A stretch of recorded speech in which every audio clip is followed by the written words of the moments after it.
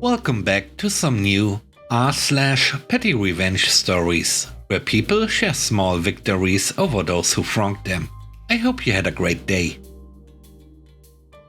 The first story is called GPS Tracking. An insurance company has been investigating our shop for supposedly insurance fraud over a car with a bad engine that was replaced with what we and the cops later found out to be a stolen one. A few weeks ago, I noticed a clean spot on my really dirty truck that I never wash, and checked it out, and found a GPS tracker. I didn't plan on keeping the truck this year, and had plans to ship it to Mexico in the spring. I told my friend about the tracker, and he said he's gonna take care of it when he picks the truck up. My friend took the truck into the most criminal place in Sonora and disabled it there. I already had a new truck under someone else's name, so I drove that around. I was leaving a dealer when a clean-cut guy asked if I owned an old truck. I told him I used to. He then identified himself as a private detective working for the insurance company. He was curious about what happened to my old truck. I cracked a joke that sometimes it wanders off at night and usually comes back when it's on a quarter tank. He tried to nonchalantly ask me where the truck might physically be, and that's when I told him I had found the tracker. He knew, I knew, and his tone changed, asking for it back like a kid who got his ball taken away from him. I told him the truck was in Mexico with a written address for it, and who to talk to about getting it back. He knew he couldn't call the cops because he would get arrested, but tried again to demand his GPS back. I brushed him off and told him he could get it back from Mexico himself. That was the last I saw of him. I'm sure they've been GPSing us, thinking we have some kind of insane stolen car parts hoard. But all our stuff comes from dealers and scrap yards. The next story is called The Pickpocket. At my previous job, we had lockers for our stuff. The company had some education things running with local high schools, and every few days they would bring students to observe the work, and teachers would conduct exams with the bosses. Those students would also be required to change into uniforms and wear safety stuff like gloves and such, meaning they had access to changing rooms. Eventually, I noticed that some small amount of pocket money went missing from my jacket. Those lockers were old and really easy to pry open.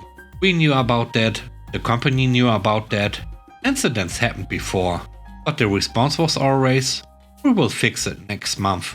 Then my perfume went missing, and my new hat. I lost it then. The next day I knew students were coming, so I took a few pens and blue ink out, covered a few small bills with the ink, and put it inside the jacket pocket. Later that day, some 16-year-old douchebag is walking around the halls with inky fingers. I proceeded to announce that my money and stuff had been stolen, and that I now had the evidence of who it was. I also said that if they quietly come and admit it to me, I won't report it to their teachers. The look of shame on his face was priceless.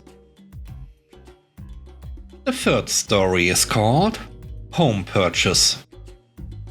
3 years ago, I moved from the East Coast to California. I was fortunate to be moving from a city that was very expensive, super touristy and popular with boomer retirees, so I was able to sell my home for way more than I paid for it. My spouse, now ex, and I were working with a fabulous realtor and found several great homes in our price range. Unfortunately, at the beginning of 2021, the city we were looking at was hot. Every time we made an offer, we were outbid. It was frustrating. However, there was one house that was sitting on the market for a while that my spouse loved. It had some issues, but it was about $300K under our budget, so we could deal with them. I wasn't in love with it, but she was pushing hard for it, so we put in an offer for the house and some of the contents, also for sale, about $10K over the asking price. Weeks go by. The realtor representing the seller, Mr. Delay, is asking for proof that we can afford the home, provided. He wants to know what my job is. On and on and on. Keeps suggesting that they might get a better offer. Continually suggests we can't afford a home this nice. Finally, I'm done. A different house that I really wanted falls out of escrow. It's listed for about 110k more than the house we are trying to buy from Mr. Delay. I offer 55k over the asking price, contingent on appraisal. Get that house under contract, and my realtor tells Mr. Delay to pound sand. Mr. Delay crapped his pants. Blew up my realtor's phone. We'll take your offer. Please reconsider. Nope. My realtor was busting up laughing. She said he was a douche and she loved seeing him squirm. That house ended up selling for 10k under asking. The last story is called Hotter Revenge. I worked in the mailroom of a bank in 2005. I say mailroom, but it was a section of the office floor that was surrounded by baffle boards to make an area where we could sort mail.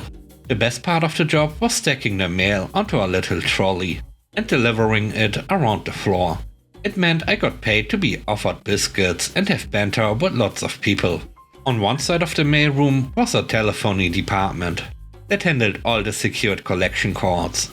And since it was the only telephony department near us, we could hear every word from the staff. There was one woman who was particularly loud and super obnoxious. Let's call her Brenda. Brenda was horrible. She has zero empathy and would refuse to budge to help people who were going through financial difficulties.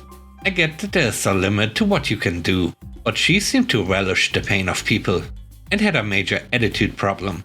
The issue was, she was great friends with the manager, so nothing ever seemed to be said to her. And she continued being a dillhole. The worst thing about Brenda was what she did between calls. She would laugh at our customers and talk bad about them. I was a huge Harry Potter nerd. Went to get the books at midnight on release date type person. I also would stay up all night after the release and finish the book before I went to sleep. One day, just after the release of Half-Blood Prince, which I had finished, Brenda was telling her colleagues how much she was loving the book and that she couldn't wait to finish. She wasn't far into it from what she was saying.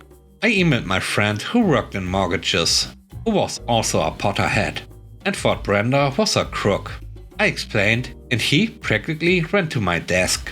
We waited for her to finish on a call with a customer, then started loudly gushing about how shocked, devastated and saddened we were about the ending of the book. She went mental. She came round and glared at us, but there was nothing else she could do. She still continued being a jerk, but I got lots of satisfaction from that encounter. Thanks for watching the video. I hope you enjoyed it. If you did, please don't forget to leave a like, comment and subscribe. And if you have time, watch another one of my videos. And now, I hope you have a great day. See you soon. Bye bye.